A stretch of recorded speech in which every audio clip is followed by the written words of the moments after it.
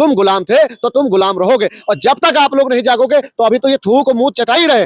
एक दिन ऐसा आएगा कि तुमको बैठाकर ये अपनी लैट्रिन खिलवाएंगे और तुम खाओगे। बहुत बड़ी बात कह रहे हैं आप। ये बड़ी बात हो गई।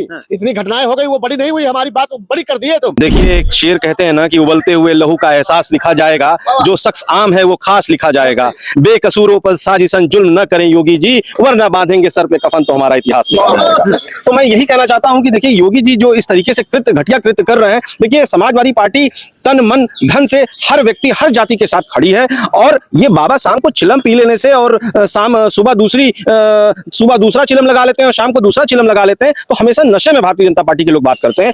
कब तक जुल्म करेगा सत्ता के हथियारों से, जर्रा जर्रा गूंज उठेगा इंकलाब के नारों से। योगी जी, 2027 दूर नहीं है, आपके राज में दलितों के साथ जो उत्पीड़न हो रहा है, जो अन्याय हो रहा है, पेशाब पिलाने की घटना हो रही है, पेशाब चटाने की घटना हो रही है, मार देने की घटना हो रही है, लूट लेने की घटना हो रही है, इस पे लगाम लगाइए। मुसलमानों के साथ अत्याचार बहुत हो चुका, शुरू में ब्राह्मणों के साथ अत्याचार बहुत हो चुका, यादवों के साथ अत्याचार बहुत हो चुका, इस समय दलितों के साथ अत्याचार हो रहा है। पीड़ित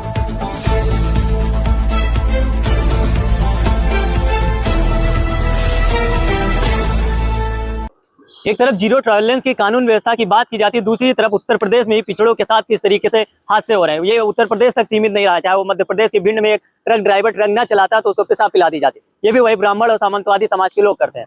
उसके बाद लखनऊ में काकोरी की घटना या फिर इटावा की घटना, आपको याद होगा हरियाणा में किस तरीके से दलित समाज के 2 युवकों को चारा खिलाया गया। लगातार ऐसी घटनाएं हो रही है, लेकिन भारतीय जनता पार्टी की हर जगह सरकार है, लेकिन उनके मुखिया और उनके नेता मौन रहते हैं, लेकिन जीरो टॉलरेंस की कानून व्यवस्था रहती है। बात करते तमाम लोग हैं, उनसे बात करते, समझते हैं पिछड़ों के साथ अत्याचार कब बंद होगा।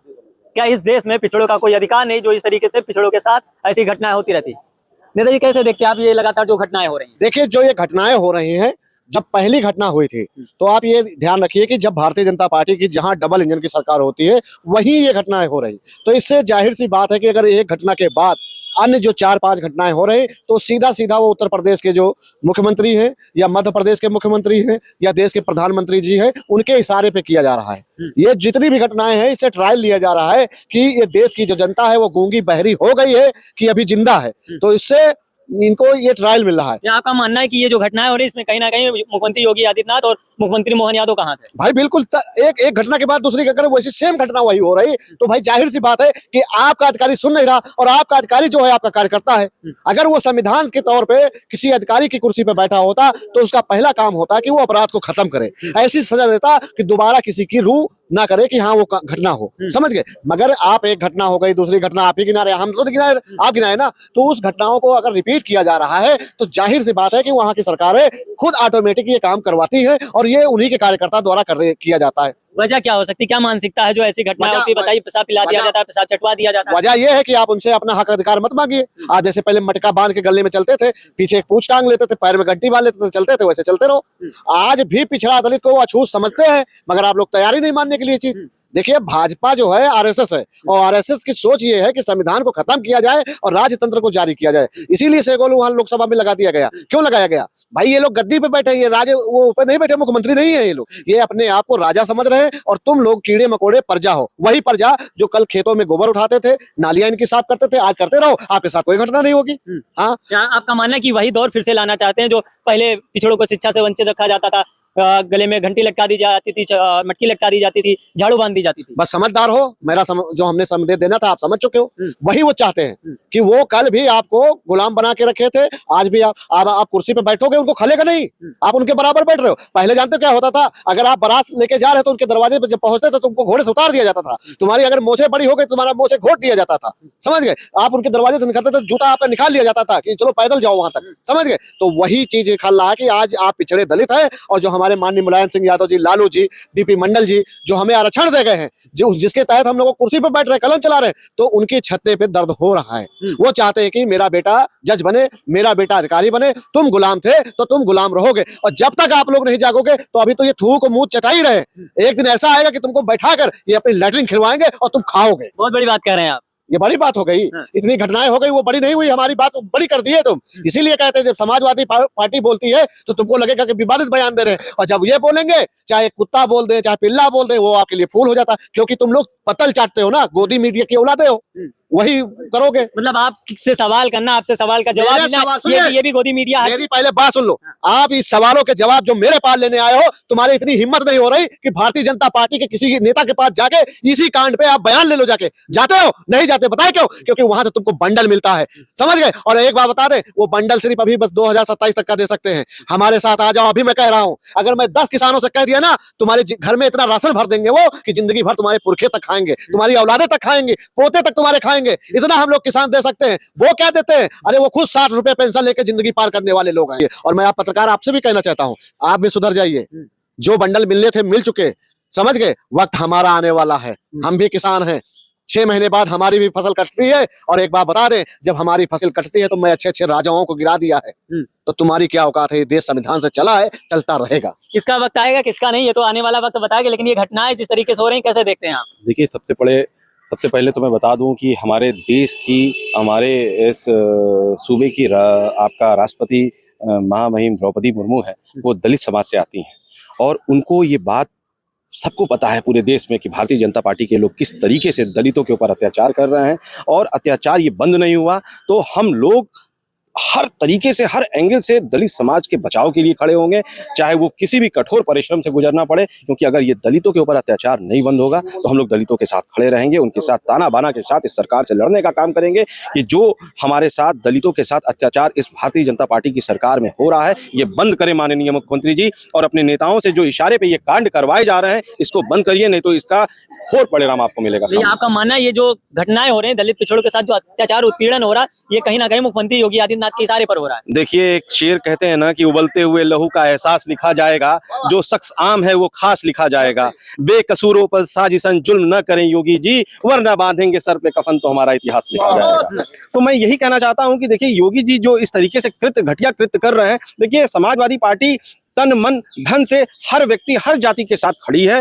और ये बाबा शाम को चिलम पी लेने से और सुबह दूसरा चिलम लगा लेते हैं और शाम को दूसरा चिलम लगा लेते हैं, तो हमेशा नशे में भारतीय जनता पार्टी के लोग बात करते हैं। और समाजवादी पार्टी नशे में बात नहीं करती है, जो कहती है वो करती है और वो हर जाति, हर विशेष को साथ लेकर के चलती है। और हमारी समाजवादी पार्टी देश की उन्नति हो, देश की प्रगति हो, देश हमारा किस तरीके से विकसित होगा, देश हमारा किस तरीके से आगे बढ़ेगा, चाहे वो ब्राह्मण हो, चाहे वो अल्पसंख्यक हो, चाहे वो यादव हो, चाहे वो दलित हो, चाहे वो ठाकुर हो, वो हर समाज को साथ लेकर के चलती है। ये घटनाएं कैसे रोकेंगे? ये लगातार घटनाएं कम नहीं हो रही, घटनाएं लगातार बढ़ती जा रही है। हर समाज को, हर जाति मजहब से हट करके हर समाज को एक होना पड़ेगा, नहीं तो आए दिन हर समाज और हर जाति धर्म का व्यक्ति इसका जिम्मेदार इसलिए होगा क्योंकि आए दिन कभी दलित के समाज साथ ये घटना घट रही है, कभी अल्पसंख्यक के साथ भी घट सकती है, कभी पंडित भाई के साथ भी घट सकती है, कभी ठाकुर भाई के साथ भी घट सकती है। ये तो भारतीय जनता पार्टी के नेताओं के और उनके मुख्यमंत्री के इशारे पे जो हो रहा है, तो ये घटना कभी भी किसी के साथ हो सकती है। कोई जरूरी नहीं है कि हमारे दलित भाई के साथ हो रही है, किसी के साथ भी घट सकती है। और इसके जिम्मेदार उत्तर प्रदेश के मुख्यमंत्री जी खुद हैं, इसको रोके, नहीं तो स्वयं जिम्मेदार माने जाएंगे। मुख्यमंत्री जिम्मेदार माने जाएंगे या नहीं माने जाएंगे, लेकिन घटनाओं के पीछे वजह क्या मानसिकता है हो सकती है जो ये घटनाएं लगातार हो रही है? देखिए, जब से अखिलेश जी जो देश के पीडीए के महानायक हैं, उन्होंने पीडीए जो बनाया है, पी से जो प्रदेश में, देश में पीड़ित व्यक्ति हैं, उसके खिलाफ एक जान से ऐसा माहौल बनाया जा रहा है। क्योंकि जिस तरह अखिलेश जी के साथ जो देश के महानायक हैं, पिछड़ा, दलित, अल्पसंख्यक और जिस उस धर्म के जो भी लोग पीड़ित हैं, जिस तरह अखिलेश जी की तरफ आकर्षित हो रहा है, साथ आ रहे हैं, जिस तरह लोकसभा चुनाव में दिखा, इस चीज को नफरत के तौर पे बीजेपी प्रयोग कर रही है कि अगर तुम ज्यादा अखिलेश जी के साथ जाओगे तो तुम्हें ऐसे परेशान किया जा रहा है। आपका मानना है कि अखिलेश यादव की बढ़ती ताकत ये वजह हो सकती है कि पिछड़े दलितों के साथ ये घटनाएं हो रही हैं? पिछड़े दलित अल्पसंख्यकों के साथ लगातार घटनाएं बढ़ रही हैं और अखिलेश जी का जिस तरह कारवा बढ़ रहा है, जिस तरह लोकसभा में प्रदर्शन कर रहे हैं, आने वाला कल 2027 होगा और एक एक ईंट का जवाब हम लोग समाजवादी लोग पत्थर से देने का काम करेंगे। क्योंकि जितना अल्पसंख्यक के साथ अत्याचार हो रहा है, जिस जिले से मैं रहने वाला हूँ, हमारे यहाँ बलिया बड़ा अमन चैन का जिला रहा करता था, जहां अगल बगल मऊ गाजीपुर दंगे होते थे। आज तक बलिया कभी दंगा नहीं हुआ है, लेकिन दुर्भाग्य है कि इस बीजेपी सरकार में ऐसा कोई हफ्ता नहीं है जहां 2-3 हत्याएं नहीं हो रही हैं। ये बहुत दुख की बात है। खासकर अल्पसंख्यक समाज की 3-3 लोगों की बलिया में हत्या हो गई है। ये बहुत दुखद घटना है। वकील साहब, आप कैसे देखते हैं कि लगातार ये दलित पिछड़े लोगों के साथ कभी पेशाब चटवा दी जाती, कभी थूक के ब्राह्मण लोग उनसे थूकवाया जाता है, थूक के चटवाया जाता है, इसमें एक उन्नाव के एक व्यक्ति की मौत भी हो जाती है क्योंकि ऐसी घटनाएं हो जाती है। और इटावा कथावाचक कांड हरियाणा, महाराष्ट्र, कर्नाटक, मध्य प्रदेश, तमाम ऐसी घटनाएं, ये कैसे घटनाएं देखते हैं आप?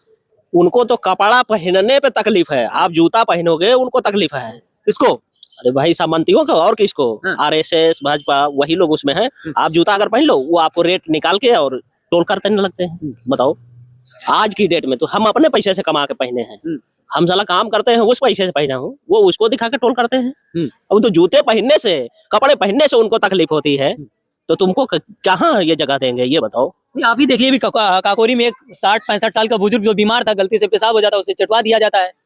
तो भाई उनके लिए ये आम बात है, उनके लिए कोई ये मतलब दुखद घटना उनके लिए नहीं है, वो दुखद घटना हम लोगों के लिए है। हम बता तो दिए कि एक छोटी सी अगर वो कपड़ा आप अगर पहने हो तो तकलीफ उनसे हो रही है। क्यों तकलीफ, क्या है, वजह क्या हो सकती है ये सब होना? अरे भाई वो पहले वाला राज लाना चाहते हैं।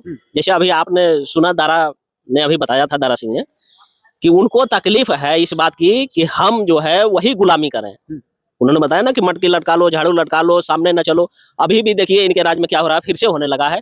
आप पश्चिम साइड में 2-3 घटनाएं आपने देखा है, आपके चैनल पे देखे हैं, यूट्यूब पे आपने भी देखा होगा कि बारात लेके जा रहा था, उसको घोड़े से उतार दिए। वो कुछ लोग थे सामंती लोग, तो उसको अपने घर के दरवाजे से मतलब घोड़े से उतार दिए कि पैदल बारात लेके जा रहा था, नहीं जाने दिए। तो ये तो अभी की घटनाएं हैं, इनके ही सरकार में हो रही हैं सब घटनाएं। ऐसी क्यों हो रही है? तो ये सरकार की वजह से हो रही है। अरे बिल्कुल उनका यही मंशा ही है, वो सरकार में इसी मंशा से बैठे हैं और उसी पे वो काम कर रहे हैं। उनकी जितनी भी योजना है सिर्फ उसी काम पे है कि दलित पिछड़े इन लोगों को फिर उसी स्थिति में हम लोग लाते हैं। ये संविधान से कभी चलना नहीं चाहते हैं और चलते ही नहीं है। वही दिन लाना चाह रहे हैं पुराने, जो पुराने दिन रहे हैं, पुराने दिन लाना चाहते हैं। हाजी साहब, आप कैसे देखते हैं ये घटनाएं, लगातार जो घटनाएं हो रही है, क्या संकेत दे रहे हैं, क्या इशारा करें कि हम फिर से उसी पिछड़े दौर में वापस जा रहे हैं?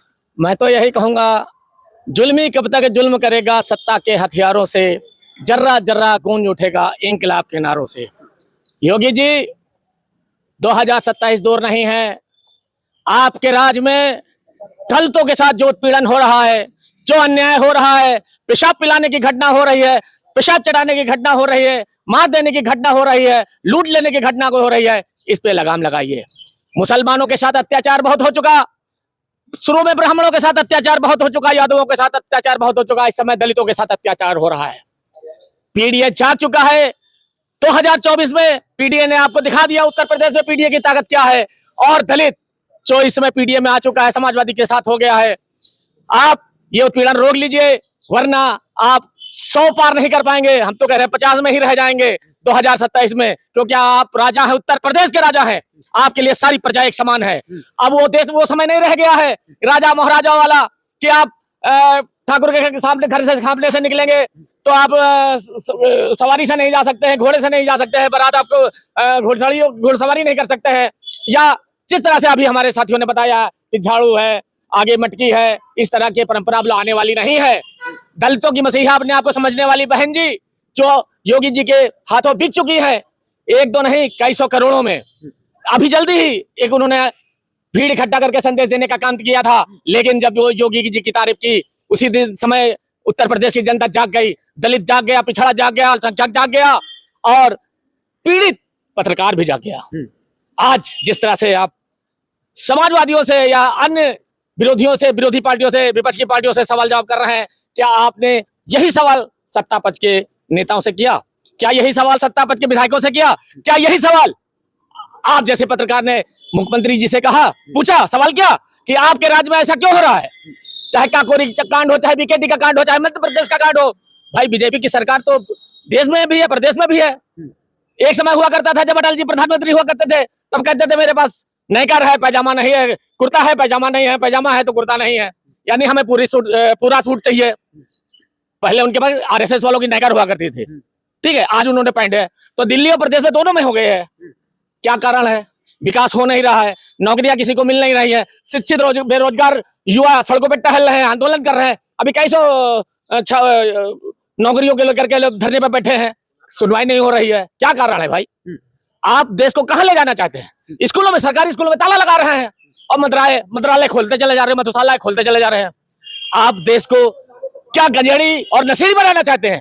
नौजवानों को बर्बाद देना चाहते हैं? देश को कहां ले जा रहे हैं? इस देश को विकास की ओर नौकरियां देना चाहते हैं तो स्वच्छता से सबका विकास हो, सबका विकास हो, सबका विश्वास हो, सबका साथ लेकर चलने की जो बात कर रहे थे उस पर खड़े उतरिए। अदरवाइज 2027 में पीडीए की सरकार आ रही है, उसमें यकीन मानिए देश में खुशहाली होगी और सच्चा देश का विकास होगा।